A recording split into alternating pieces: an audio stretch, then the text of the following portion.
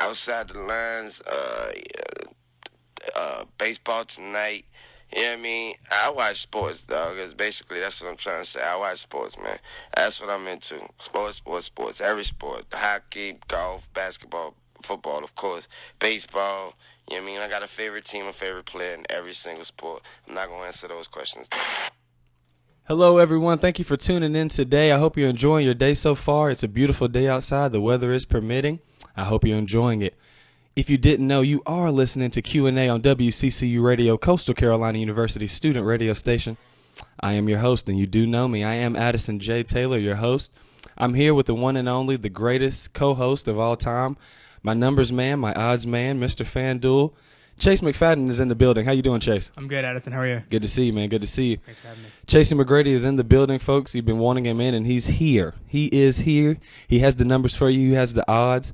I just want to quickly, Chase, before we start diving in on the topics today, I really want you to let everyone know, not just a little promo, but I want you to give them the numbers that you gave me last night according to the things that you put in, and just quickly go to those main 2 points that you emphasize, that you with the FanDuel accounts and the over and under and things like that. We don't say the G word on here, folks. We're not really talking about gambling here. We're talking about FanDuel. We're talking about the online. Betting is not even the word, because you really create your own criteria on these type of sites. You can bet on really specific things. You can bet on how many times DeAndre Jordan will get hack a DeAndre and how many free throws he'll miss. So whatever you're really into, these websites will really accommodate you. Chase McGrady Sports, he's doing a phenomenal job. Tell him about the Juan Carlos Stanton home run, Chase, and then give him the other statistics that you gave me last night. Yeah, well, I have my own system. It's a unique system that I use a lot of biometric data. I look at numbers, and then every now and then, like, a matchup will present itself, and the numbers look really, really good. And I was sitting down yesterday, and I was putting my lineup together, and I just happened to look at a matchup between the Phillies and Stanton. And Stanton's numbers, we refer to them as WOBA numbers. If you don't know what WOBA is, it's a new kind of fancy stat that baseball uses to measure on-base percentage. But I was looking at his WOBA numbers. I was looking at his pitcher's WOBA numbers. I was Xing up all these numbers, and Stanton had a really good matchup. Right. And I like Stanton's power. The crazy thing was, though, Chase, he was actually 0 for 3, wasn't he? Before I guess what you betted or what you put the emphasis on actually happened, right? Yeah, we were predicting Stanton was going to hit a home run. That's kind of what my numbers are pointing to. I like the odds on it, so I predicted that Stanton would hit a home run. He started off 0 for 3 with 2 strikeouts, and then in the sixth he hit one.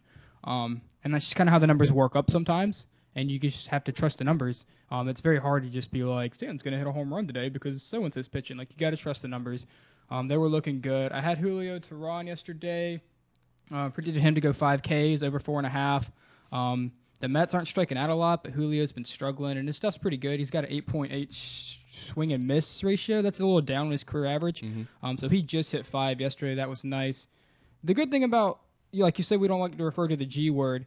There are a lot of professionals that do FanDuel, but we use the information that Vegas gives us to help us. Right. FanDuel is perfectly legal. The NFL actually just had 16 of their teams sign up with FanDuel officially 2 days ago. It was like the Packers and the Bears and the Colts, and all these teams signed up. DraftKings is Major League Baseball's premier. Right? Yeah. Well, Chase, if you look at it, you look at David Silva, the commissioner of the NBA, he's made a lot of press conferences, not really as of lately with the playoffs, but in the beginning of the season and the offseason, about how he wants to invest in this because he wants the revenue and, the accommodation for the NBA as well.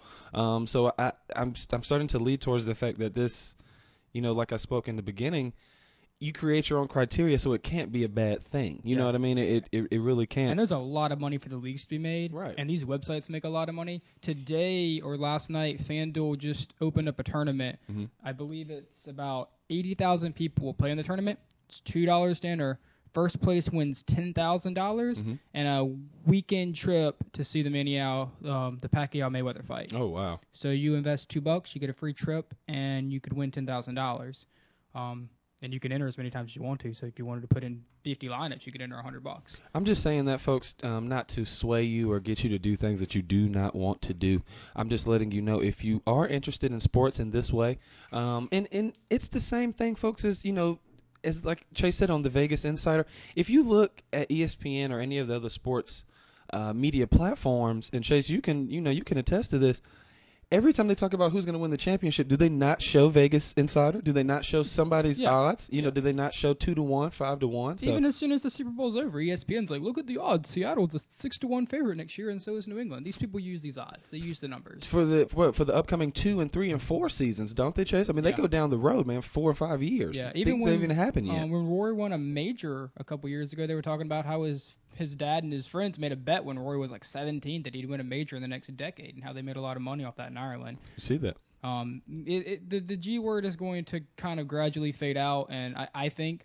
And this stuff, the leagues want this money, and the people want to spend the money. And really, folks, you know, we're talking about this on today because, you know, on Q&A, what we do on Q&A, we give you the different sports topics. We talk about the same sports topics, I guess, you know, that overall are populating everything right now, the most common, you know, sports realms, baseball, soccer, football. We talk it all on here, but the difference is that we're emphasizing the different points from a different generation, and I think that is a perfect example, Chase, because, you know, we've talked about every sport on this show from, you know, our generation or our peers' point of view, and it's just different. We look at the game differently because we have the technology factors, the social media. Chase, this is another variable. This is another factor right here. Yeah, if they would have had this, you know, 20 years ago, I'm not exactly sure. And, you know, when I hear some of the greats talk about it, they diss it. But I'm pretty sure if they had this back then, you know, Pete Rose might not be in the trouble that he's in. You get what I'm saying? Yeah, well, I think our generation views the whole Pete Rose situation totally different than how than the generation above us or even maybe above them views it. I feel like the G word's always kind of been like the big bad boogeyman of like sports. It's like kind of following them around. You try to isolate the two. Exactly. And where fantasy football started a decade ago, and now it's integrated itself into collegiate fantasy and fantasy sports and daily fantasy sports. This stuff is prominent. It's legal. I don't think it's going to become illegal. I think if anything, more legalization is going to come this way. It is, and you know, like I said, folks, that's what we do on Q&A. We're not trying to sway you. We're not trying to change your opinions or emotions about anything that we're talking about. We're trying to, you know, enlighten you, give you some insight so you can, you know, start looking, especially if you're a part of the older generation, then we're not dissing you all at all. You created the game today. But, you know, the game has evolved and it's going to continue to evolve, you know, as technology evolves and as, you know, we evolve. We're the future world leaders. So, you know, if you're into the analytics, I suggest that you go on Facebook, go on Twitter, search Chasey McGrady Sports, do the FanDuel thing, and do what you do. On that aspect, Chase, let's go ahead and get to the MLB. I know we were going to start with NBA, but since we're already on that, let's go to the MLB.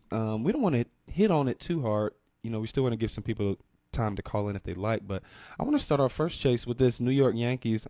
I'm a Yankees fan. It's my favorite AL team, sitting at 9-7, going against the New York Mets at 13-3.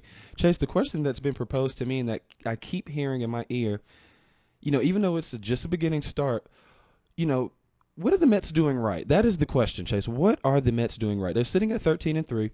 They play the Yankees tonight at 7:05. The Yankees are throwing Pineda up there, who's 2-0. 5.00 ERA, going against DeGrom for the Mets, who's 2-1, 0.93 ERA. What is it, Chase? What are the Mets doing right? Pitching. A lot of their offense is beat up. David Wright's on the DL. Kadire was an awesome ad in the offseason. I liked that addition. Granderson had a down year last year. He got I think he got his first 4 RBIs against the Braves a couple days ago. But he's doing a good job of leading off. They're doing a really good job of timely hitting. Mm-hmm. And this team had the bats last year, but they didn't have the pitching. And I think Matt Harvey coming back has somehow made the rest of these guys better. Bartolo Colon, he knows what he's doing, mm-hmm. Even though his age is up there. He's kind of like an old, for this demographic purpose, I'll say like a Greg Maddux. Great comparison. Great comparison. High 80s, low 90s, like knows how to spot his pitches. Mm-hmm. Jacob deGrom, a guy who's still in the night. If you haven't watched this kid, watch this game.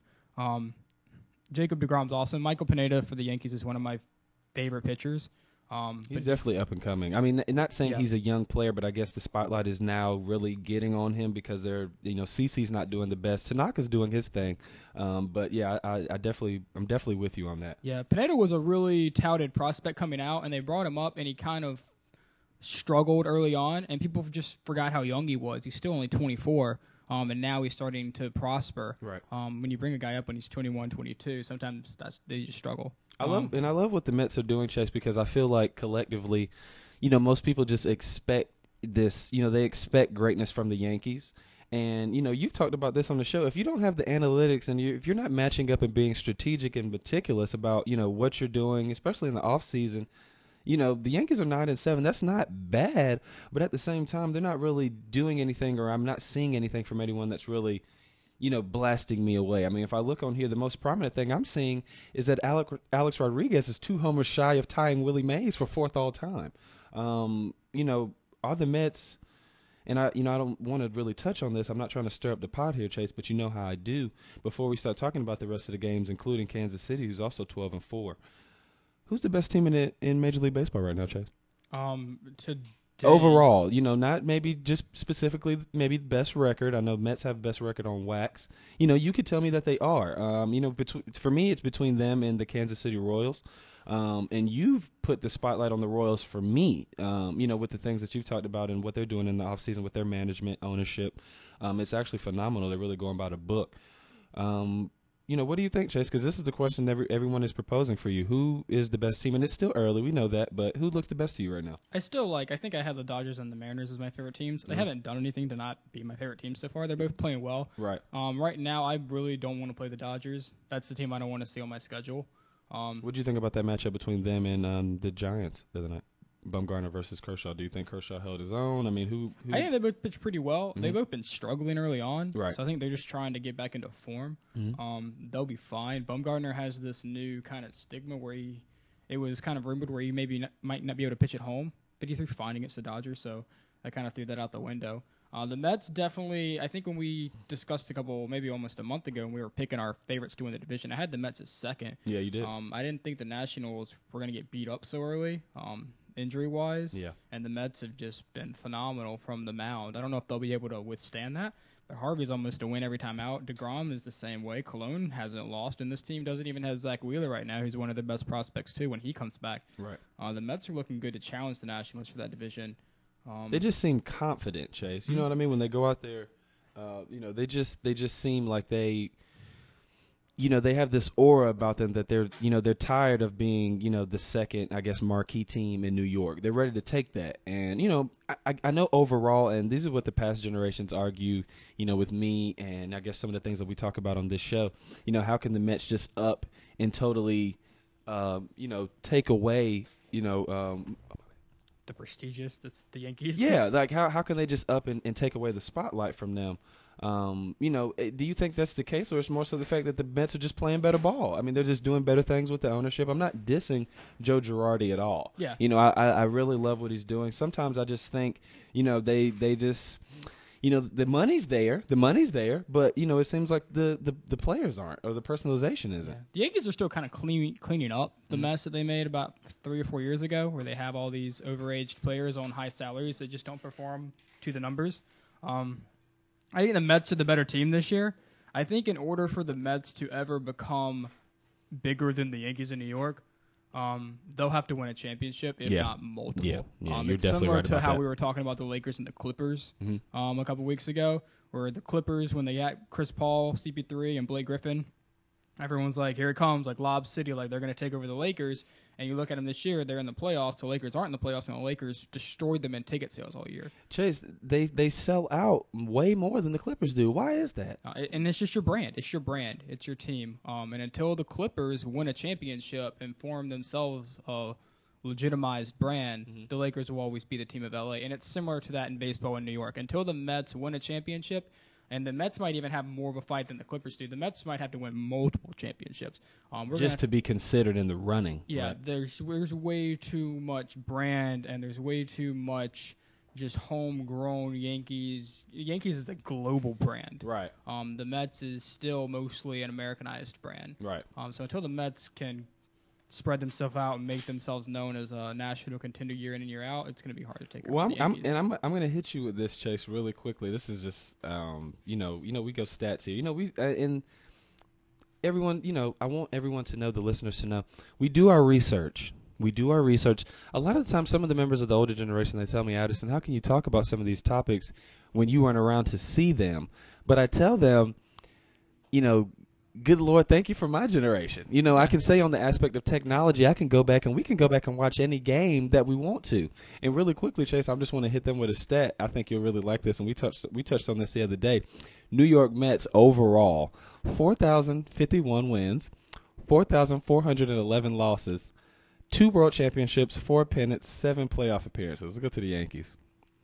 9,188 wins, 6,743 losses, 27 world championships, 40 pennants, 51 playoff appearances. I think I have to knock all those off to compete. No. You don't have to match those stats. Those stats are skewed. It's a different generation. I always think it's funny when like you were just saying, like older generations, they'll say stuff like how can we comment on things that like we didn't see. I think it's hilarious because like my father growing up, like he didn't have a television, he didn't see the games. How he like heard about the games was listening to radio shows in the morning, and he couldn't always do that every day. So it wasn't like they were watching and seeing things that they're doing this. A lot of the generation above us, especially 2 generations above us, they haven't seen any more of those games than I have. Right. You're right about that. So I have television, I have internet, I am exposed to so much more now. We all are. We can see the games, we can go back, we can record the games. Right. That's essentially what I do during the football season is I'll sit down on Sunday and I'll watch some games, but I usually use Sunday for rest because I'm researching all week. Right. And then on Monday, Tuesday, Wednesday, I'm rewatching every single one of those games. And we do our research, Chase. Even when I showed this and I talked about this with you the other day. I was on Stephen A. Smith's Mad Dog Radio Sports Sirius XM radio show the other day, and we were arguing about the Manny Pacquiao fight, and he asked me, did I box? And, did you box? I asked him, did you box? And he said he has been watching boxing since he was 2. I'm not discrediting that at all because I came up in the 90s, and I can say, that my grandmother, shout out to Eunice Gillum, and my father, they all had old recordings of old games. So I grew up watching, I guess the early Bulls, things like that. But they had recordings of the old Lakers and Celtics. And you get what I'm saying? I was watching those things. Same thing with the Pacquiao and Floyd Mayweather fight. Floyd Mayweather was dissing the Rumble in the Jungle with Muhammad Ali. And I went back, Chase, and I watched that fight in its entirety. And I saw how strategic Muhammad Ali was. And I said, Floyd, I understand you don't want to say anybody's better than you. But Muhammad Ali being strategic and meticulous and showing that you had to have that to win a fight is why he's doing that today. Yeah. So I definitely see what you're saying with the older generations. Real quickly, let's jump on Kansas City Royals and the Chicago White Sox just because, Kansas City's looking good right now. You've talked about them a lot with what they're doing with the Moneyball things and situations. Break down the Royals for them, Chase. What are they doing right now? That's the question. What are they doing right? Their offense has really been much better than I thought it would be. Mm-hmm. I liked what they did from an organizational standpoint with their money, with their players, with their evaluations. I thought James Shields is kind of a big loss for them in the offseason. I didn't know if they were going to be able to compete in this division. Right. With the Indians coming up and the White Sox making a lot of moves, the Tigers are there. It's a really competitive division. And they've hit the ball really, really well. The pitching's been fine, and what they thrived on last year was bullpen and defense, and I kind of overlooked that. It hasn't changed. Same bullpen, same defense. They're not letting people score runs, and they're getting timely hitting. I think they're averaging 4.5 runs a game. That offense it's really good. This is what they were expecting about 5 years ago when they were telling everyone, we have all these prospects. You wait, and everyone's like, you always say this. You have these prospects, and you trade them away. I laughed at him, Chase. I'm not gonna lie. They're putting Duffy on the mound today. 1-0, 5.51 ERA. What do you think about Duffy? Do you think they could throw somebody better on there, or do you like the lineup? Period. In Duffy's the bullpen. Fine. He's like their 5. He's probably like a 5 or a 6. Mm-hmm. Today it's essentially a pick 'em. It's a toss-up today. Right. Whoever comes out, probably between Duffy and it could go either way. I'm like, one of the pitchers could throw better. One of the offenses could show up. I haven't seen what the lineups look like, and they probably won't come out until about 4:30 or 5. Right. And a lot of that stuff fluctuates. If a guy like Billy Butler sits today, that changes things. I said Billy Butler, who plays for the A's. Mm-hmm. I'm thinking of Kane. Oh, yeah, I know exactly what you're talking about. So it just depends. The lineups in baseball changed so dramatically yesterday. Just like yesterday, I was making my lineups around Stanton, and I was trying to find money, and I was trying to find a second baseman, and all of a sudden, the Rockies put out this guy's name's Spangenberg, and I was like, I'm playing this guy just because his last name's awesome. But they put him in. They put him in second in the order, and he's playing in Coors Field, so I wanted him in my lineup, and he was super cheap. Things like that change baseball dramatically on a daily basis, on a 2-hour before game time kind of basis. Right. This game today is kind of a toss-up. I have a fun stat for the Royals. One of their star pitchers, Yordan Ventura, If you're not familiar with him, he's a really nice prospect. Last night, Chase, that's who I was talking about with you when I was discussing the brawl? The brawl that took place last night. Ventura was who started that. Okay. Yeah, that was who started that. He threw out, I can't think who was hitting, but he threw him out at first place, and you could see the replay. I watched it multiple times. They bleep it out. He said something to him, and next thing you know, him and Jeff Samardzija were going at it. And people forget Jeff Samardzija was a right receiver at Notre Dame University. You better leave him alone down in South Bend. He's a big guy. Yeah, he is. Yeah. What do you think about Ventura? Do you think he's just he's just kind of streaky right now, or you think he could actually be something very prominent in the future? I think he could be. I think he's a little bit of a hothead. The stat that I had was he just had 4 starts this year. He left the first start early from cramps. He left the second start early from cramps. The third game he got ejected, and last night he got ejected. So if you can't get to 5 innings, it doesn't really help you out. Right. So he's got to cool down. He's got to get his body right, and he's got to be able to stay on the mound for this team. Yeah, he hit Jose Abreu. He hit Mike Moustakas. I think that's who actually started the whole thing. Kansas City batters have been hit 17 times, tied for the most in baseball. Let me touch on this, Chase, before we go to, because I know we're going all over the place, folks. I apologize about that. I just want to kind of talk about these teams that we've put emphasis on this show. Next, I want to go to the Braves, Chase, because they're 8-7. They're going against the Phillies, who are 5-11. I just want to ask you, if the Braves are they doing something different? They've been losing a couple more games lately, but we'll get on that right now. But what do you think about this? I guess, and this is an older generations thing, I guess. This is what they tell me about a lot, and that when it comes to the physicality and things like that. But what do you feel about, this retaliation thing in Major League Baseball? Do you think it's really a problem, or do you feel like because of sports like NHL, even rugby to some sense, people think that's like a super physical sport, but that's just the nature of rugby, less rules, I guess. Do you feel like this is really an issue, or is this something that's just a part of the game? Because I feel like it's just a part of the game.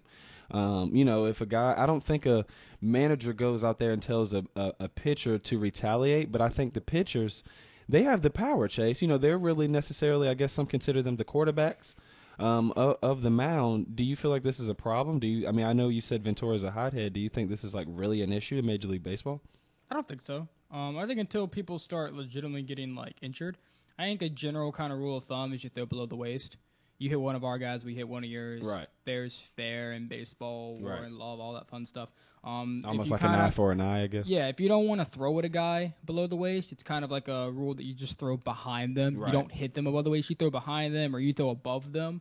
There haven't been a lot of guys. I know Stanton got hit in the face last year. And it's hard to depict what's intentional and what isn't intentional. Right. Especially when you have young guys on the mound that are nervous making their first start. You saw the other night, I think there was a young 22-year-old, and he threw a ball behind Batista, and then Batista got mad at him, hit a home run a couple pitches later, and the Blue Jays felt like he was throwing at him. I can't even remember who they were playing. I think it was the Orioles. The Orioles felt like it was a young guy that was nervous, and it was unintentional. Right. This isn't like players are getting beat up and everything, and typically a brawl was somebody running to a mound, throwing a punch and missing because the pitcher's running away. And the bench is kind of clear and no one's really actually fighting. Baseball's a slow sport. This kind of gets teams fired up and energetic. It's similar to hockey a little bit. Well, Chicago manager Robin Ventura, Chase, he said, and the White Sox have lost the last 15 of 18 to the Kansas City Royals, so Kansas City's doing something right. But like he said after the game, he didn't seem to really make a big deal out of it, with his players and with each other. He said, we've got to have each other's backs, and it's good to see players having their teammates back. So obviously it doesn't seem like the problem to the managers. Yeah. I don't think it's a problem to baseball at all. I think until people start throwing above the waist and players start getting hurt and these fights are actually legitimately brawls. Right. That's a problem. But it's typically not. Typically bench is clear. You kind of want to watch television. The bench is cleared. That's all they did. People got out of the bench. They walked onto the field. They shared some words and then they went back. I see what you're saying, especially with using the example from the Stanton pitch, because I can't think of what pitcher threw that pitch, but I remember him being very, very scared and very rattled. Mm-hmm. From then on until we knew that Stanton was okay. Yeah. So I definitely see what you're saying. Real quick, Trace, we're sitting at about 12:26. I hope everyone's still tuning in. I hope you're enjoying your day and enjoying what you're listening to. Let's go to the Braves and the Phillies, Chase, really quickly before we dive in on this NBA playoff stuff, because this stuff is just, oh man, Chase, this is, I don't know. Yeah, it's getting crazy, man. I can't believe it. Let's just wait on it. Atlanta, man, it's sitting at 8-7, Phillies 5-11. What do you feel about the Braves, Chase? Do you feel like they're still on the same kind of course that they were? They're putting Wood on the mound tonight. 1-0, 3.93 ERA going against Herring for Philly, 2-1, 1.96 ERA. And it's funny, Chase, that when I look on here, the first thing that I see on, I have all of my information and stuff, cited and, bookmarked on here. It says pick center. That's the first thing I see on there. Yeah. They want you to put the odds on it. But anyways, older generation. Go ahead, Chase. Yeah, I think the Braves are still on course. I said about a month ago if they finished the season 500, 81 and 81, it'd be a good year for them. Right. Let these young guys grow, and they're pretty much planning for next year. They'll probably win tonight. The Phillies are horrible. Yeah, Herang just signed a 1-year, $5 million contract that includes incentives with the Phillies. What do you think they're just ridiculous? They're done. I don't know what the Phillies are doing. Yeah, they're like keeping older guys, but they're not getting prospects, and they're like holding on to Cole Hamels right now. They really are. He had a career year last year, and the Red Sox were willing to pay up for him, and they wanted way too much. And now he's come out of the gate, and he's struggling because his numbers said they were going to regress some. He pitched above league averages and above his normal averages last year. Right. So they had him. They had him ready to trade him, and they didn't. So I don't know what the Phillies are doing, honestly. And they have the worst offense in baseball statistically right now, worst batting average, fewest amount of walks. They're in the top 5 in strikeouts. Like they're just bad. The Braves should probably sweep this series, at least 2 out of 3. Yeah, I was thinking that. The Braves started 6-2, and then they had to play the Mets for about 5 of those the last 7 games. So. Right. And the Mets have been on a roll. You can't really do much about that when a team gets hot in baseball.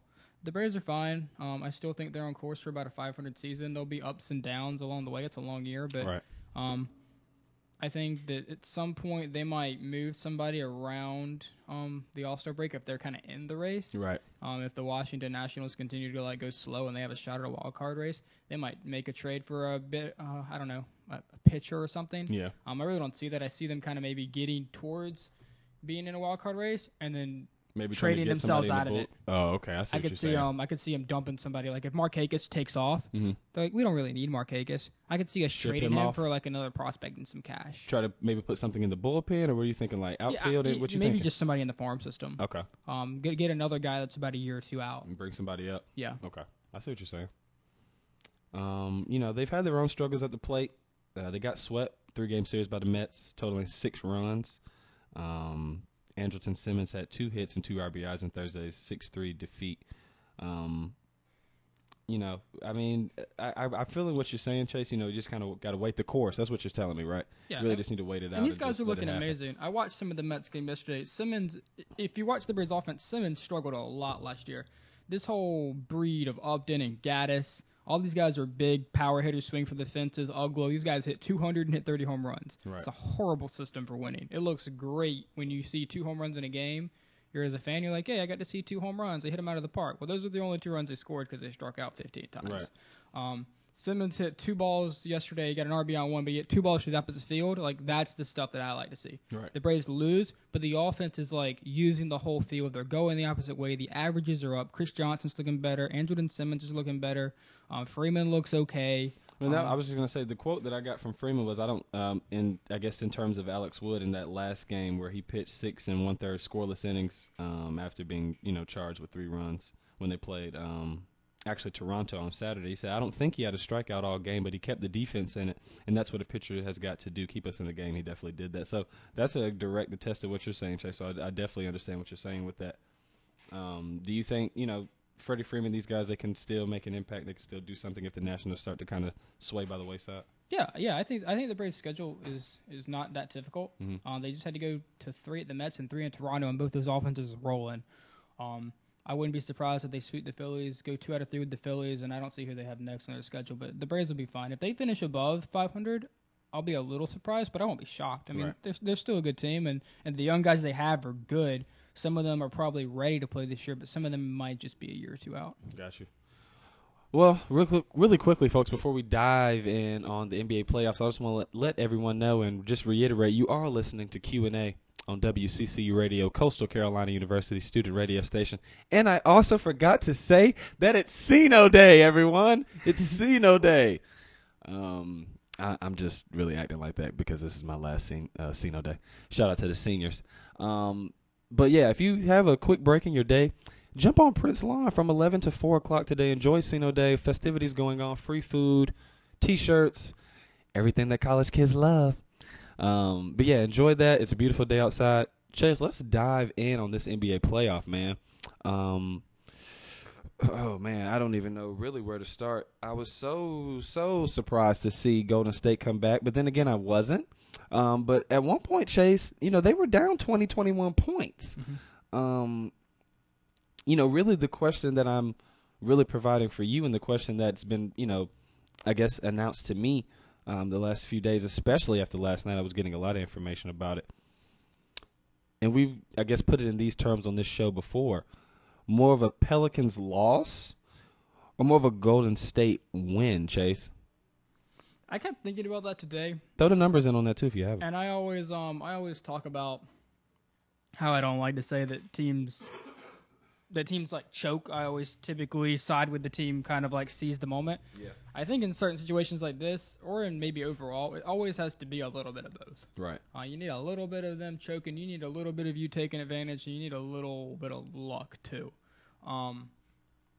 When I heard, because I didn't see the game last night, I tried to watch a little bit of it this morning because I had it recorded, and I essentially just fast forwarded to the fourth quarter and watched the first 3 quarters. So I didn't really see the intimacies of how Golden State fell so far behind so early. Right. But They were just all at I heard home. was last night was Curry hits game tying shot with 2.8 seconds left. Yeah. What nobody said was that he missed that shot. It should have been rebounded. Horrible boxing out. I forgot who grabbed the rebound, but I think it was like Barnes. Just walked right under the goal, grabbed the ball, tossed it back to Curry. Yeah. Mhm. Curry made the Harrison shot, Barnes. and Curry got fouled on the shot too. The game should have been over. They should have put him on the line, and he should have just ended it. Yep. But yeah, they don't mention that ball just should have been rebounded. Well, it came down to Eric Gordon. I think he tried to go up and fly and just thought the rebound was just going to come to him. Harrison Barnes, and it's funny, Chase, because I'm a North Carolina fan. It was just funny when I looked and I was looking at the the ending of the game, and I saw something that they brought up, a statistic about Harrison Barnes and his height on there, and they have him at like 6'6", 6'7", or something like that. I was like, wasn't he 6'9" when he played for the Tar Heels? Yeah, that's He was college about for you. Yeah, but I just wanted to throw that out there. I thought that was hilarious. But so yeah, what are you leaning towards? What are the numbers telling you? I know you said sweep from the jump. You did say that, Chase. Yes. And it's looking like a sweep. I said sweep from the jump. I said sweep for a lot of these matchups. Right. Everyone on ESPN, I kept like listening here and there, and they were like Warriors in 5, Warriors in 6. I don't know if that's like a safe play by them to make these calls, but I was like, who doesn't think the Bulls are going to sweep the Bucks, and who doesn't think the Warriors are going to sweep the Pelicans? Well, and Chase, that's why I'm tired of hearing about these same guys discuss these games, because they're not talking to. I mean, it's not even about it being objective at this point. It's the point that they're not even discussing the subtle nuances of the game. They're not breaking the game down. I think they're just going back and they're saying, what they love to do. And I love ESPN. That's that. Yeah. I want them to be my future employer. So I don't want to diss you all at all. Please give me a job. But the thing is, Chase, they're quick to go and say, well, 7 years ago, the number 1 seed only won, 4 games to 2. So let's, it's ridiculous. Almost with, and we'll touch on the Bulls and the Milwaukee game. Everybody's talking about the 34 that Derrick Rose had. It's still the Milwaukee Bucks. Yeah. So I kind of really don't want to hear it. You get what I'm saying? Everybody's like, oh, he's back to his. What I hear today from Kerry Champion. He's back to his MVP self. Why are we even still discussing that? You get what I'm saying? Mm-hmm. Why are we still even talking about that? That man got injured. That was 3 years ago. You get what I'm saying? You need to let that go. If he's back now, just let it go. And that's the generational differences that I'm getting towards. I'm not saying our generation, our peers aren't talking about the injuries, but right now we're kind of like, man, okay, all right. You know what I mean? Like, what you gonna do? You're either gonna keep playing and just play, or you'll be kind of a Grant Hill, but at least you're still playing. You get what I'm saying? Yeah. I just don't think it's fair to keep comparing this man to 2012. You get what I'm saying? Especially when he's playing against the Bucks. I'm not saying Jason Kidd's not doing great with them. What's his name? Alfred Amino, the Greek Freak. He had like 20 and 10. He's 20 years old, Chase. He's the youngest player ever in NBA history to have a double-double in a playoff game. Yeah. So I'm not taking anything away from Jason Kidd. They're being very physical, just like the Boston Celtics are. But give me it across the board, Chase. So I know, what are the numbers looking like? The numbers are really telling you Warriors all out, sweet, easy. Is that what they're saying? Yeah. I mean, I don't see the Warriors. I don't see the Warriors losing to the Pelicans. I don't see it. If they do, they'll just go right back home to Golden State and they'll win in Game 5. Right. But this should be over by 4. Bucks Bulls should be over in 4. Let's keep it in the West real quick, Chase, and then we'll go East. So let's keep it in the West. We got L.A. Clippers, San Antonio. They play at 9:30 tonight Eastern time. This is easily the most intriguing series of all of them. Even more than Houston and Dallas? Yeah, okay. Easily. Because the way that the playoffs ended up seeding out was the Warriors were the best offensive efficiency team. Clippers were number 2. Spurs were like number 4, and the Spurs were on fire. Clippers finished the season like 14-1, and the San Antonio finished something like 25-2 or something crazy. But they lost that last game in New Orleans, which bumped them all the way down to 6. And that's huge because what happens now is the Warriors don't have to worry about playing Houston, LA, or San Antonio. They just had to beat one. Right. The way it's matched up now. So the Warriors pretty much have an easy ride, and these teams are going to beat each other up. I felt like everyone was saying Game 2 was must win for San Antonio. I felt like Game 2 was must win for LA. Right. I felt like LA needed to jump out 2-0 on this. Well, I felt like they had to go at least 1-1, but they needed to jump out 2-0 because if you go back to San Antonio, there's just such a good chance they're going to win both those games. Right.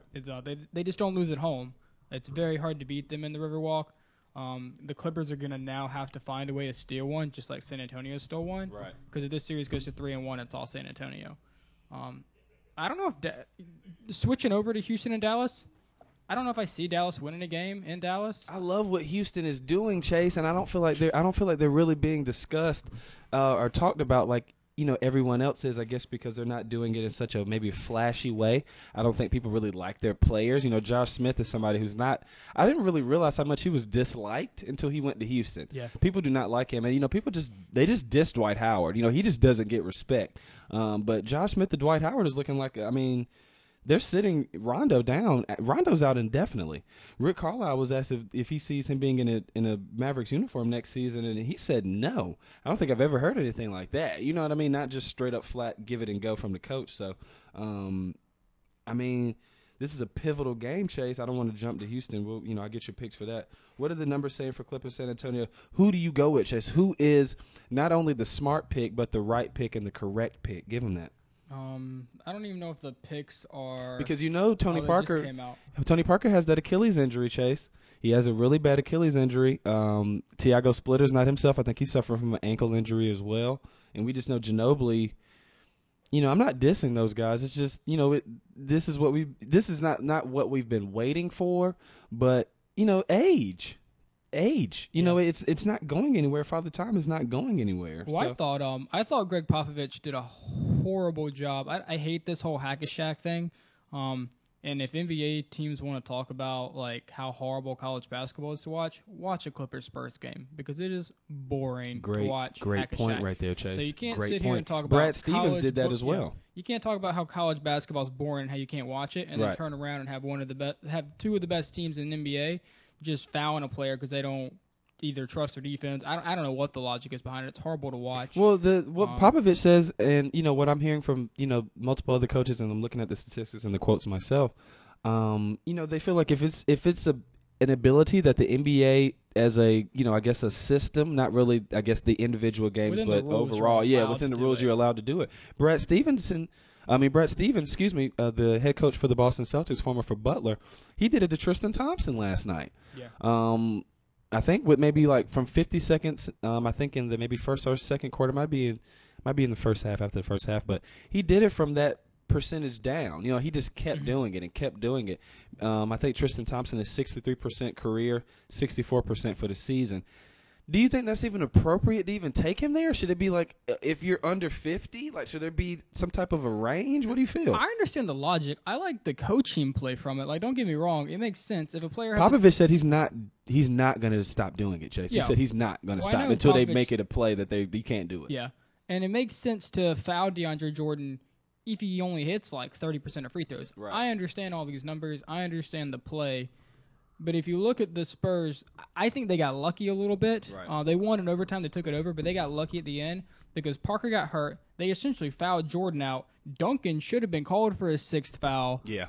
He had 5. And the only reason those players are in foul trouble is because your coach is over here telling you to foul people. Right. So unless you're going to sub people in and constantly sub people out just to have them foul, You're just putting your team in a really really sketchy position, middle to late fourth quarter. Right. Because now Duncan's got to play safe, Ginobili's got to play safe, Leonard's got to play safe. All these guys have to play safe because they have 4 or 5 fouls. Right. That's what I don't like, and from a viewer aspect, it's really boring.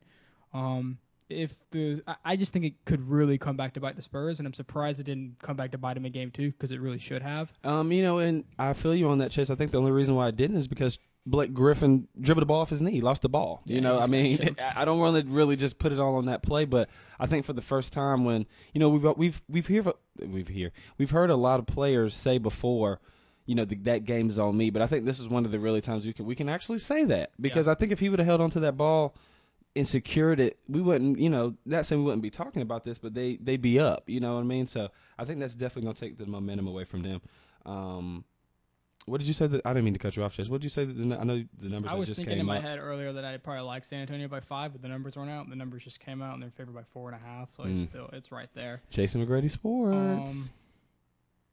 I don't really like any of these numbers. Washington's favored by 5 is probably the one I like. Houston's favored by 1.5. I don't think Dallas beats them. Right. Unless Rondo sits the whole game and he's out indefinitely. From what they say, with a back injury. That trade just destroyed them from a chemistry standpoint. And honestly, Chase, the thing about it, and this is what I wanted to touch on. I'm gonna see if you feel the same way. If you don't, that's cool. But that's what we do on here. We go back and forth and discuss and delegate. When they brought him in, Chase, I felt like it was kind of the same thing as when they put Darren Williams and Kevin Garnett and all them together in Brooklyn. Everybody was like, "Oh, this is the next, team in the East," and And I feel like it was even because Rajon Rondo was an NBA champion, it's still the same thing. It's still just on wax. It's still just on wax. They still had to play, and even when they brought in Monte Ellis, I was like, okay, the Mavericks are changing. Because, he's not a Jason Kidd type. He's a scorer. Yeah. So, I thought it put them at a deep – it didn't help them getting Rondo, but that's not all Rondo's fault. You get what I'm saying? Because you brought in Amari Stoudemire, and you talked about this. And Mars, I remember you asked me, Addison, what is Amari Stoudemire worth? And I was like, I was bigging him up. But then when you said that, I really thought about it, and I was like, Chase is right. What is he really worth? You get what I'm saying? I just didn't understand what the trade did for them. They had the best offense in the game. Monte Ellis is playing amazing. Maybe bring in, I don't know. I can't even think of anybody. Even Chandler Parsons, Chase, and you talked about this. Amazing. Yeah, but was it just because he had that one good year in Houston last year? You get what I'm saying? Yeah, I just didn't. They were doing really well offensively. I don't understand why they needed to bring in another premier guard. And Rondo either really needs really good guys around him, or he needs no one. Right. He shines when he's distributing the ball, or when he is the main offensive player on the team. Right. And neither one of those were the role that they needed him to come in and fill, so I don't understand why they traded for him. And I think they put them at a defensive liability as well, Chase, because, if you look at Rajon Rondo at 1 and Monte Ellis at 2, when they go against, like, the Russell Westbrook and, I'm not bigging up Deion Waiters at all. He's just the 2 guard. Or James Harden and even a Patrick Beverly before he got injured. I just think that puts them at a real defensive liability. We saw it the other night when they tried to put. Why was Carlisle putting Rondo on James Harden? But then again, Chase, who can he put on him? Yeah, exactly. I propose that question to you right now. What should they do defensively to try to control it? Because if you allow James Harden to go to the free throw line, he's shooting over 80%, Chase. You might as well give him the game. Dwight Howard had, I think, 26. If he's in the 20s, they're winning for me. If he's in the 20s and Harden's in the 20s and his free throws and assist ratio are I guess, in correlation, that's a win for them. What can Dallas do? What are the numbers saying? Are the numbers up on it? I know Houston's favored, most definitely. Yeah. The numbers have Houston favored. The over-under is like 215. Mm-hmm. I don't pay too much attention to the over-under in basketball just because free throws can fluctuate in threes. I don't know what you do if you're Dallas. I just felt like this whole team just kind of found their way into the playoffs. Had themselves a pretty good seed. The schedule helped them out a little bit. It was a little lighter on the west side. My biggest concern coming in was what would Dwight Howard bring to Houston? Would he mess up the flow? And he hasn't. He's just fit right in. Yeah, and I thought he was going to clog that lane up, Chase, but he's really not. Yeah. He's not clogging it up. Yeah, I was concerned. I even voiced my kind of doubt. I was like, if Howard comes back and this team fails, this is a huge blow for them Right. because they have to figure out who needs to go, Harden or Dwight, because one of them has to leave. Yeah. But they're both playing well. Dallas is playing poorly. Dallas might sneak. I can see Dwight showing up one game, him and Monta and him and Ellis Yeah. kind of offensively taking over Houston. The overall records, I mean, I know according, this is playoffs included, but Houston's 56-26, Chase, and Dallas is 50-32. Dallas was not bad this season. Yeah. I think they're in a strong Western Conference. We've discussed that, but and I've actually been contemplating this myself, and we only got a few minutes left, Chase. I really want to get in on these NFL picks, but Mark Cuban talked about this. Do you think it's going to end up being a point because the East is so weak and because it's not matching up that they do keep the Eastern and Western conferences and things? And I've proposed this to you before, but only take the top 14 or 12 to the playoffs, like in all action. You get what I'm saying? Like putting them all down. I mean, how do you feel about that? I was thinking about that the other day, just from the first round matchups. Because the Nets, man, I didn't mean to cut you off, but and this is just infuriating. The Nets I mean, Darren Williams had a chance to tie it up, though. I think win of the two the other night, and he just missed it. I mean, you know what I mean? I think he was like 1 or 2 for 11. I mean, I just, I don't know. I'm sick of watching them, and I'm not dissing the Bucks or the Celtics. You get what I'm saying? Because the Celtics, I feel like, are playing very physical. The Celtics could beat the Bulls. You get what I'm saying? I mean, people might be able to argue that with me, but I love what Isaiah Thomas is doing, Chase. He's 5'9", man. He's almost like Nate Robinson on steroids. He's like Nate Robinson if Nate Robinson was like an offensive freak. I mean, not saying he's not, but he's kind of just, he's kind of bouncy, But you said Houston's definitely favored in this one, though? Yeah, Houston's favored by about, not by much. What about Washington, Toronto, Chase? Because that's close. Washington's favored by 5. They beat Toronto at home 2 in a row. Yeah. So I see them just taking this at home and just going ahead and ending it. Maybe Toronto sneaks a win, but I doubt it. I'd say Washington in 4. I'm looking at especially the East Coast, because I was thinking about the playoffs the other day. If you eliminated the first round, like, it's no surprise. Like, Hawks, Nets, Hawks are going to win. Yeah. Cavs, Celtics, Cavs.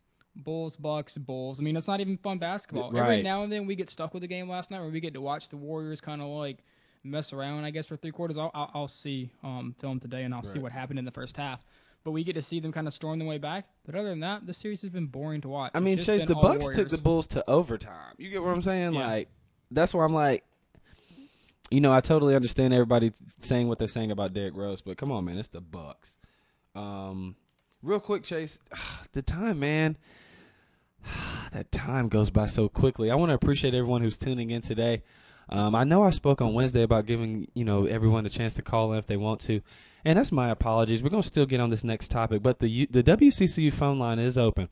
The number is 843-349-2530. That's 843 area code 349-2530. If you'd like to call in, ask a question about anything we've talked about, any of your own sports questions, please do that.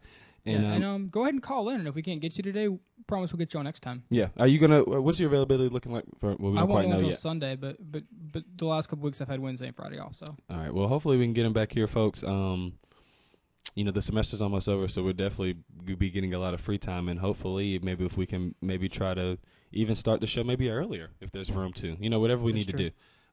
We'll get it to you. Football schedules, Chase, they're out, brother, man. They're out. They are out. What do you want to do? Maybe just, since we only have a few minutes left, maybe do a team, the most prominent team from maybe each division, or, however, what are you thinking? I haven't really, I didn't, there was a huge, 8 o'clock schedule release, and I tuned in at 8:30, and it was, over. Right. And I was like, whoa, I missed a lot. Well, let's, I don't want to go to this team, Chase. It's the Patriots, just because they won the championship last year. But I still want to go in on them. I'll just kind of throw their schedule out at you, just to see where you're thinking. Steelers. I'm just going in order, okay? Steelers, Bills, Jags, Cowboys, Colts, Jets, Dolphins, Redskins, Giants, Bills, Broncos, Eagles, Texans, Titans, Jets, Dolphins.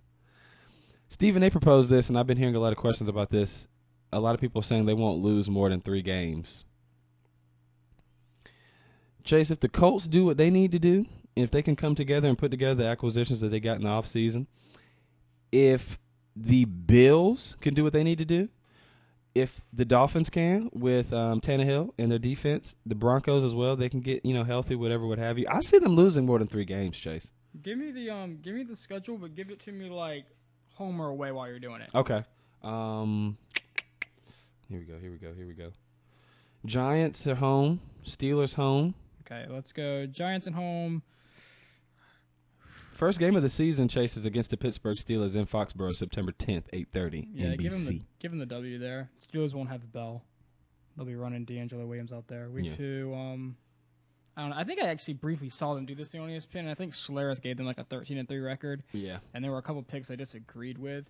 I can't remember who he had them losing to. From what I've seen, Chase, I think it was the Cowboys, the Colts, and I think he had to lose to the Bills twice. Did he? Oh, yeah, okay. I think so. I might have been looking at somebody else's report. I think That's the crazy. Dolphins will probably beat them once because the Dolphins beat them once. I think once out of the last 3 years. Yeah. Bills will probably beat them once. They'll probably split with. If they can get consistent Giants quarterback play, Steelers. Chase, we talked about this. They can do something. They'll probably just beat the Steelers easily without Bell. I can see the Giants beating them, Colts beating them. This is like an 11-5, 12-14. That's what I'm thinking. I don't want to. I mean, I know I said 6 losses. That might be going a little OD. OP. Will's in the studio. But shout out to my station manager, program manager, Will Clark. Man, he does what he does. And he's also on, what is it, Will? 97. Mix 97.7. You heard it, man. Listen to him, man. He's doing his thing. I didn't mean to, just change the subject, but I really appreciate what Will's doing, man. He's doing a great job. Yeah, I feel like the Steelers, Chase, of what people say, that I think the Steelers have the hardest schedule in the league. Yeah, they have the hardest schedule. I haven't looked at the order yet. We can go to it real quick. Let's go to it real quick. AFC North. Browns, Bengals. You know who else is in there. Oh, the Ravens. Mm-hmm. Ravens would be good this year. We said it. They faced the Patriots in Week 1. Yeah. Do you want to go? Do you mean just go home for them and just kind of go all the home games for them and just see what you think? Yeah, go home. Okay. They got San Francisco, man, Week 2, September 20th. When? That's NPA. Then they got Baltimore, October 1st, NPA. And home. They'll probably split with Baltimore this year. They play Baltimore in Week 3. Yeah. Bell's out for 3 weeks. They might lose both. Week 4, Chase. I'm sorry, Week 4. Week 4. If they have Bell, they'll win at home. Arizona Cardinals, Week 6 at home. Whew. I really want to see what Arizona does in the draft. Right. For now, good point. What'd I say, 6 for that? Cincinnati Bengals, Week 8 at home. Yeah, win. They'll be down this year. Marvin Lewis got a contract extension through 2016, and people are really discussing that. Is it a problem? And I just want to talk about this. Stephen A. A lot of people have been talking about this because they want to say, how is Scott Brooks and these coaches getting fired? And he's still remaining as the head coach.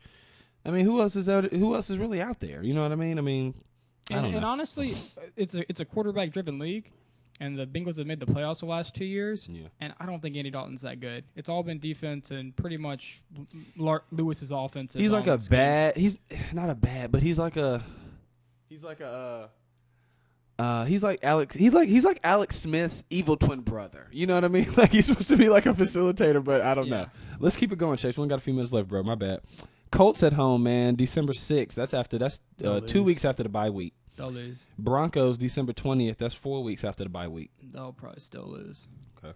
Steelers are probably looking at like a tough 8-8, 9-7. Please let us get a wild card. Right. Or maybe win the division if the Ravens struggle somewhere. Right. Because I don't see the Browns or the Bengals being as competitive as they were last year. I think both teams are going to take a step back. We still have the draft. So much happens in the draft. Right. Teams that I'm really interested to see with the Cardinals are one because they lost a little bit of defense with Dockett. Okay. Let's keep it there real quick, Chase. I'm just ride off what you're doing, man. Keep talking. One schedule that I really, really want to see. If you can pull up the Eagles, yeah, I want to see Eagles. You want to see that before Cardinals? I want to kind of wrap my head around the Mad Hatter, Chip Kelly, and his Tim Tebow. Let's do it. Sam Bradford. And you wanted to go in on that, Chase. Do that. I don't see Nate, so we're just going to keep it going. Go ahead and keep talking. I don't mean to cut you off. I'm just going to spit out the games to you because I know you really wanted to delegate. And I talked about this on Wednesday, but I didn't touch on it real hard. I wish I could play the recording for you because I said Chase will be here on Friday, and I know he wants to dive in on this Tebow thing.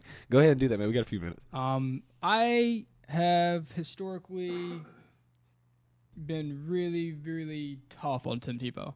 I don't think he's a good quarterback at all. I spit out his career stats. I'm not going to do it again. They're 'cause I'm not garbage. I'm not going to do it again. It's garbage. You know, Skip Bayless loves him. You know, he loves him. Skip Bayless is an idiot. He keeps talking about what he did with the Broncos. Yeah. He's oh my goodness. Everyone kept talking about how that game where he won and he beat the Steelers. He beat the Steelers. He did, Chase. Though he did. It might have been 5 years ago, but he did. It was a blown coverage on the defense, and he beat them, and they won.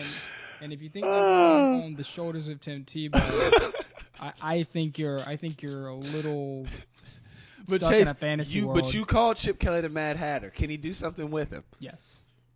This is very intriguing to me. You're crazy, man. Yeah. Let me spit this out to you. Keep talking. They got Dallas Cowboys second week of the season, man, in PA, man. Beat them. Unless Darren McFadden stays healthy and this team has an awesome running back.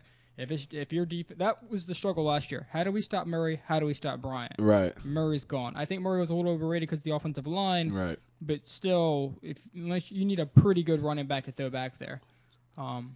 Week 5 Saints. Week 6 Giants. Both at home.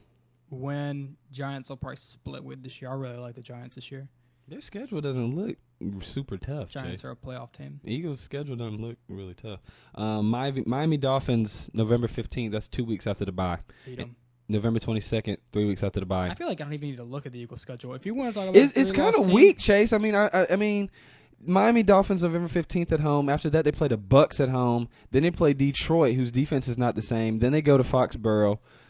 December 13th and December 20th, this is the two matchups that I really wanted to come at you with, see what you're saying about this. Oh, it's 3 in a row. And Washington's on here, Chase. I'm not saying that they could lose to Washington, but Washington is after the 2 games that I'm about to talk about with you. They could be beat up after these 2 games. December 13th, 1 o'clock CBS, they play the Bills in PA. Then December 20th, Arizona Cardinals in PA. Then December 26th, Washington Redskins in PA. What's up? All 3 of those games home? Mm-hmm. They'll be fun. It'll be good. Win them all. At least 2-1. They could probably lose to the Bills, but no 1 and 3, 2 and 1 automatically. no 1 and 2 or 1 and 2. Excuse me. Yeah. What are their last 4 games? Last 4 games. That was it, Chase. That was it. Yeah. Bills, Cardinals, Redskins, Giants in Jersey. Yeah, they'll probably finish the season 3-1, 2 and 2 at the worst. I think if there's a 13-3 team in the league, I don't think it's the Patriots. I think it's the Eagles. Or maybe I haven't seen the Seahawks. I haven't looked at the schedule. Well, I need to. I know, and that's why I'm just spitting it to you. Because order matters. It really does. Let me go to the Seahawks with you, Chase, before we talk, because I know you have you have a lot of insight and info about the. And while you Seattle. pull that up, I'm gonna go back to the Tebow thing. Do it. Go ahead. Because Tebow's horrible.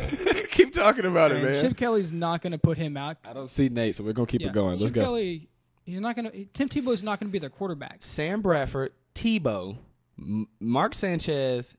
And Matt Barkley. I mean, give me Chase, cause see, and I talked about this on Wednesday. I don't want to see the Buckeyes. I don't want to see Ohio State. I don't want to see 3 different quarterbacks coming in during the game. You get what I'm saying? I just don't. There's been reports that when they brought Tim Tebow in, or when they decided to bring Tim Tebow in, Mark Sanchez went to Chip Kelly and pleaded with him not to do it.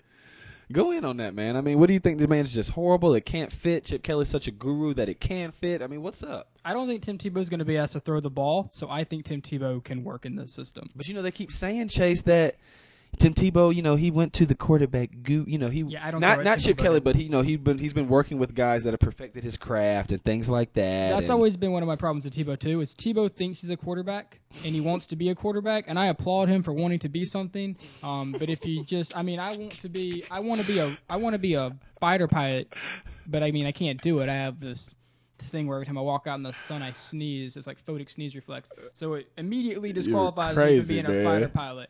I'd like to be a gymnast, maybe. There's things that I just can't do, and I can go see all the Chase is tripping in the studio right now, folks. Yeah, I used to go to baseball camps.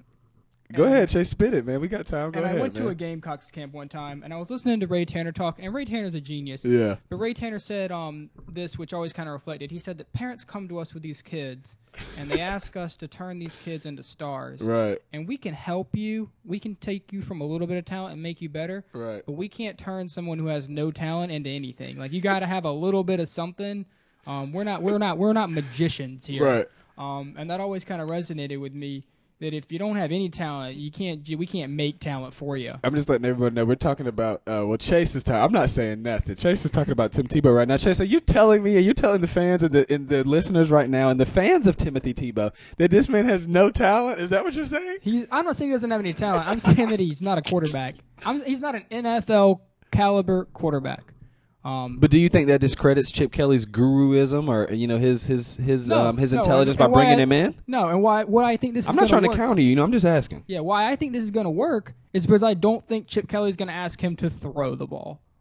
Just option, just in and out, make decisions, hand the ball off, whatever you need to do. Okay. I think how the Miami Dolphins came in and started using the Wildcat last year. Right. You're going to see something like that. The Eagles really struggled in the red zone last year. I think Sam Bradford is the quarterback. Chip Kelly likes to have two quarterbacks in case one gets hurt. You think his health is going to come into play? I think they say he's ready. Maybe. From what I've heard, from the reports I've seen, he's ready. Chase, I heard he was ready.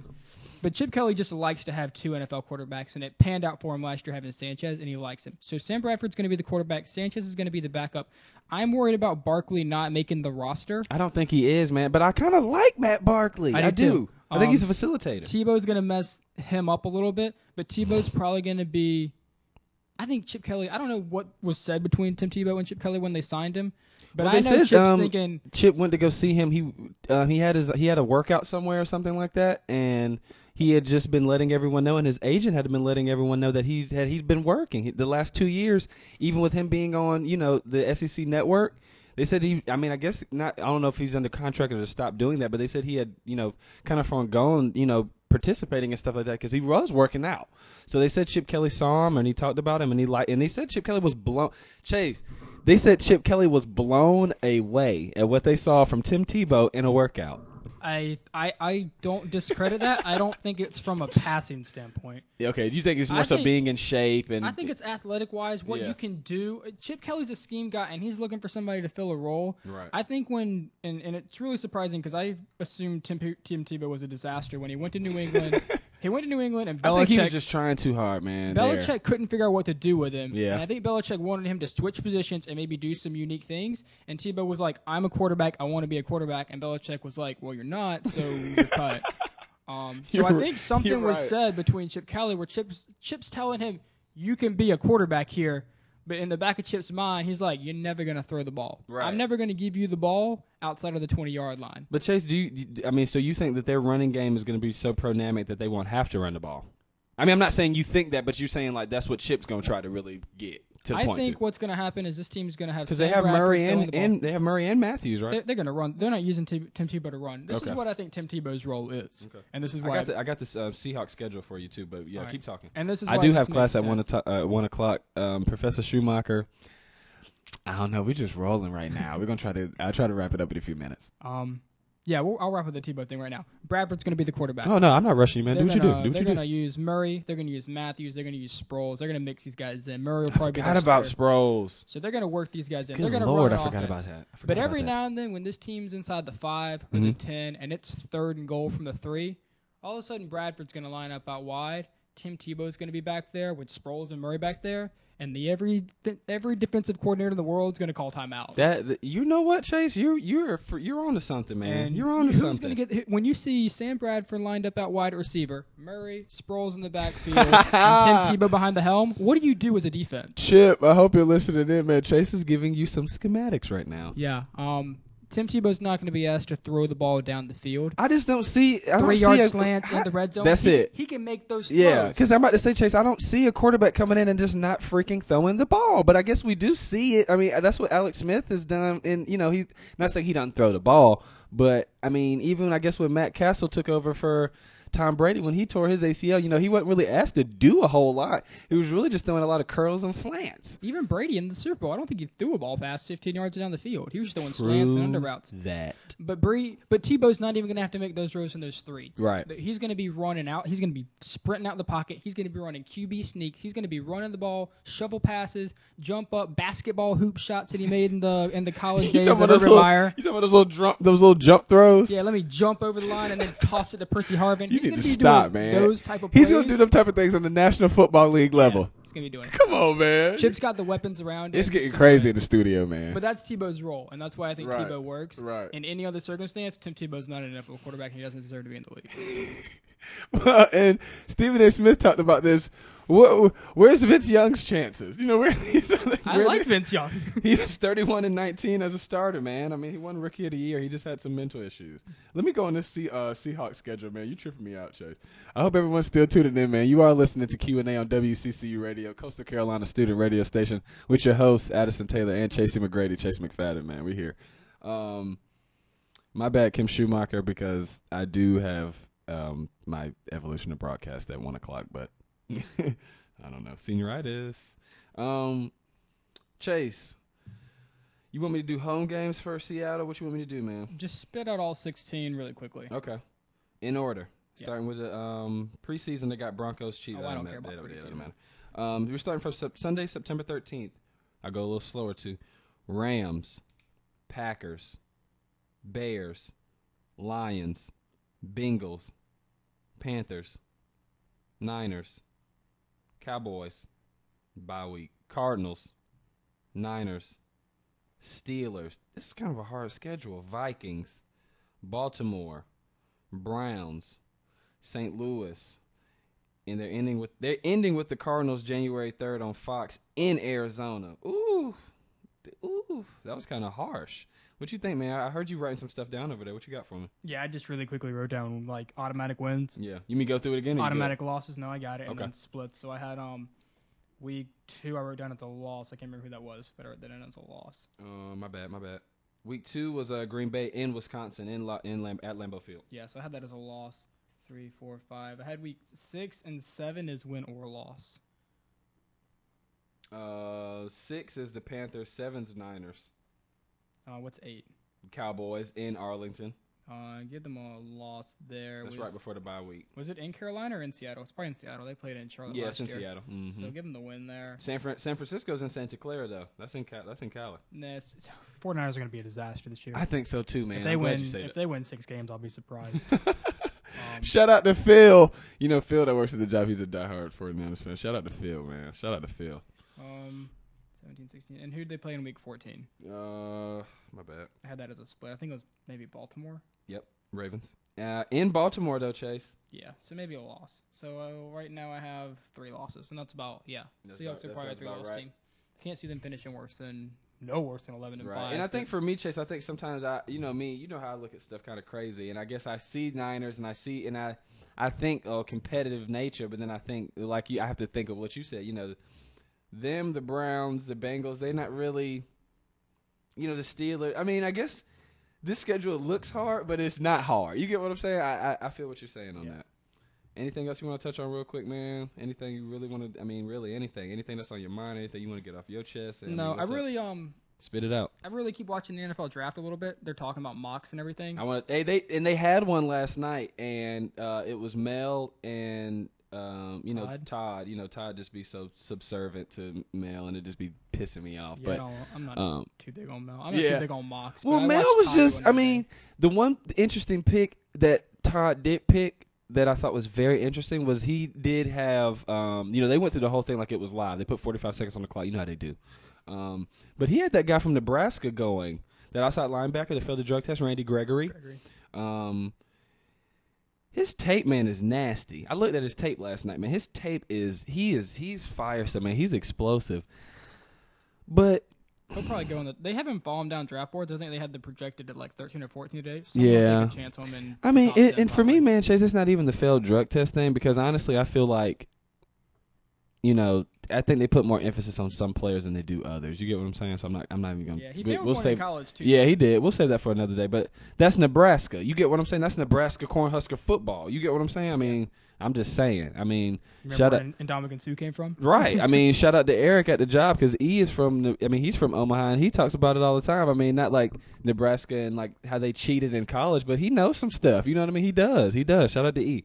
But Chase, the thing that bothers me with him is that at one point he was playing linebacker at 220 pounds. And my little brother's a linebacker at Limestone College. You know how much he weighs? 234. Shout out to you, Marquis. I don't even like to stand next to you right now, bro. I'm only about 160 something, maybe 170.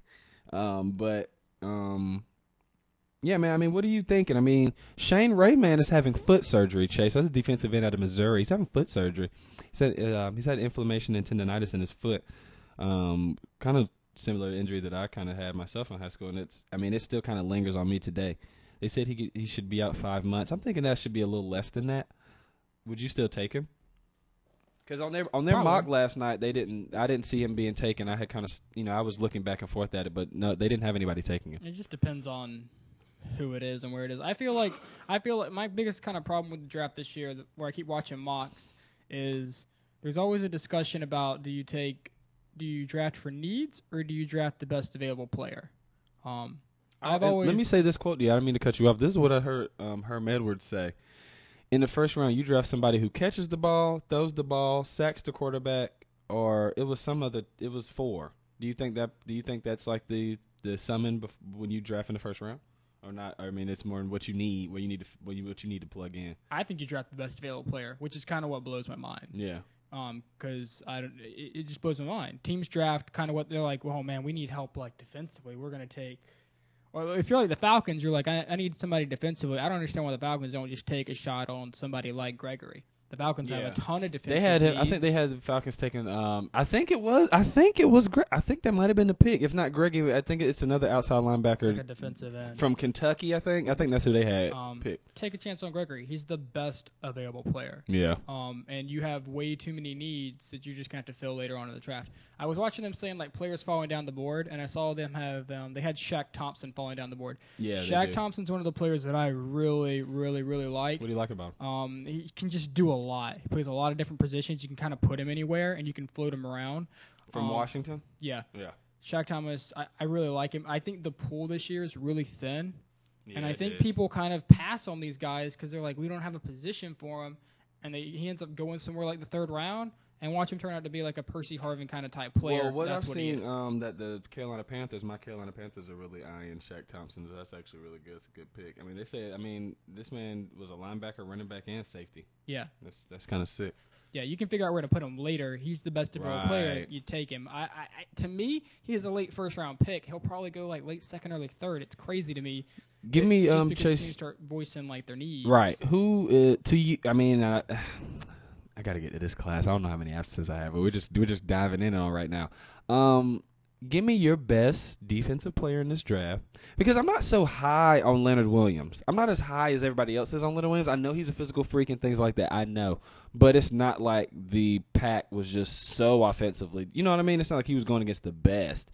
Give me your best offensive and defensive player in this draft. Leonard Williams. You think Leonard Williams? Yeah, he is. Better than Gregory's a different type of player. Yeah, I was gonna say Gregory or Ray my or number 2. But, yeah. It's just a different type of player. Williams is just going to come out. Even better than the defensive end from Fisher or whatever his name is, even from Florida State. To me, Leonard Williams is the best player in this whole draft. He's the safest NFL ready. He is a safe pick. He's a safe pick. Even there's risk with Winston. I think Mariota's a bust. I think whoever trades up for him for number 2, which I think they're going to do, is going to regret it's gonna be stupid, man. But the Titans. He's not a under the center, and I don't know. You have to be. Yeah, you have to be. You got to be. You just have to be. So who's the best offensive to you? You don't think Amari Cooper, none of the receivers, Kevin White, none of those boys? I like Amari Cooper. I like White. Who's the better wide receiver? Who's the best wide receiver in this draft? Probably Cooper. Okay. Hands down? Yeah. Okay. Everyone keeps talking. Amari Cooper ran a 4.42. When did 4.42 become slow? Yeah, and let me tell you, Chase, I think that I'm so with you on that. And I think that's and I know I keep going to not older generation, but when they clock these guys, and like I said, that's why I'm tired of hearing these guys discuss these players on the draft, because it's not saying they don't know what they're talking about, but they're not going in depth. They're all saying the same things. Yeah, they're like the reason Kelvin White jumped above Amari Cooper is because he ran a faster 40 times. Right. Are you kidding me? And now everybody's like, he was just no, man, he wasn't. I mean, I'm not saying the man wasn't flying during the season, but that's like comparing old buddy Perriman from UCF to Amari Cooper. I'm not discrediting anything, but I mean, I could pull up the tape, man, and I don't see a lot of drop balls from Cooper. I saw a lot of drop balls from White and Perriman. I just did. You remember a couple years ago? I mean, I don't want to hear it. If my friend Matt's listening, he's gonna hate me because he's a Raiders fan. A Shout out to Matt. couple years ago, the Raiders drafted Darius Hayward-Bay over Michael Crabtree, Percy Harvin, and I'm missing somebody. Jeremy Maclin. Yeah, Jeremy Maclin. Based on a 40 time. Out of Maryland. Yep, I remember that because everybody was, him and Vernon Davis fast forward. Yeah. Now White's not a Darius Hayward-Bay. He can actually catch the ball. What's the same thing with Tavon Austin in St. Louis? They drafted Tavon Austin. They're like, well, he didn't turn out what they wanted to be. What did you think was going to happen? You thought you was going to put a 5'8" wide receiver on the far out? Yeah. As an X and Z? No, bruh. Get out of here. Yeah, it's crazy. So I mean, they're talking about they don't know where to put Amari Cooper, and he's about 6'1", 6'2". So where do you think Tavon going to fit in? You drafted a punt returner. Yeah. At the 7th or 8th pick. That was just stupid. My bad. I'm sorry. No, you're fine. I just don't understand the reason Cooper kind of fell down boards is because he ran a 4.42, and I was like, that's they got really I mean, fast. on the mock last night with Mel crazy self. He's so crazy. He just look and talk crazy. But they had him going to the Raiders, man.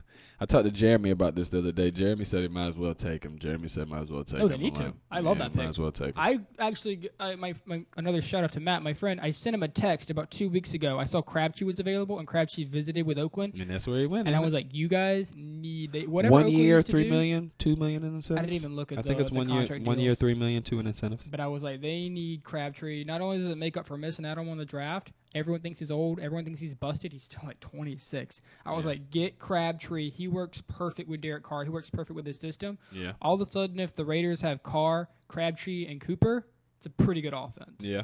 And there are plenty of running backs in this draft to add to Latavius Murray in the backfield.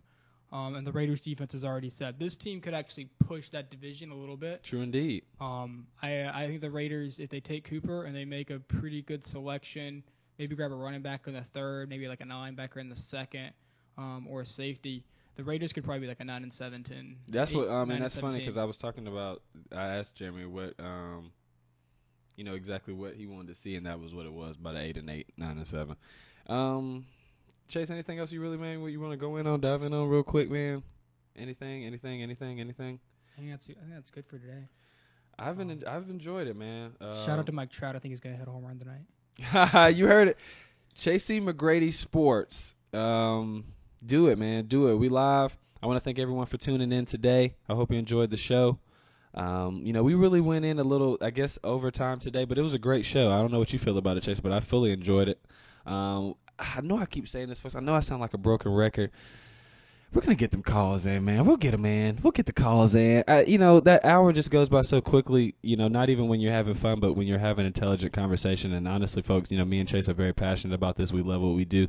On Q&A, we're just giving you it from a different point of perspective. And even within that, what I love about it, Chase, is, you and I, we give it from a different perspective as well because, I'm very into, me, I'm into the personalization, the things like that. Yeah. You're into the schematics and the analytics, and you can't discredit either one. You get what I'm saying? So it's beautiful, man. I've been enjoying it. What do you, how do you feel about it? Yeah, it's been a lot of fun. It's fun to kind of you get more of the, like you said, the personalization, the Twitter feeds, what everyone's kind of talking about. Right. And I can sit down with my numbers and see if stuff matches up. And and we compare it, and that's what we do. Yeah, you see things, and people see things that I don't see, and I think it works the other way as well. It does. I mean, that's why I had to get you on here, man, because I grew up looking at the numbers. I mean, like I said, shout out to my grandma. She knows it. You know what I mean? But I never made it an actual aspect of the game, and it is. It is. It's becoming, I mean, like I said, with our generation, really one of the most prominent variables. You hear Charles Barkley say, analytics and.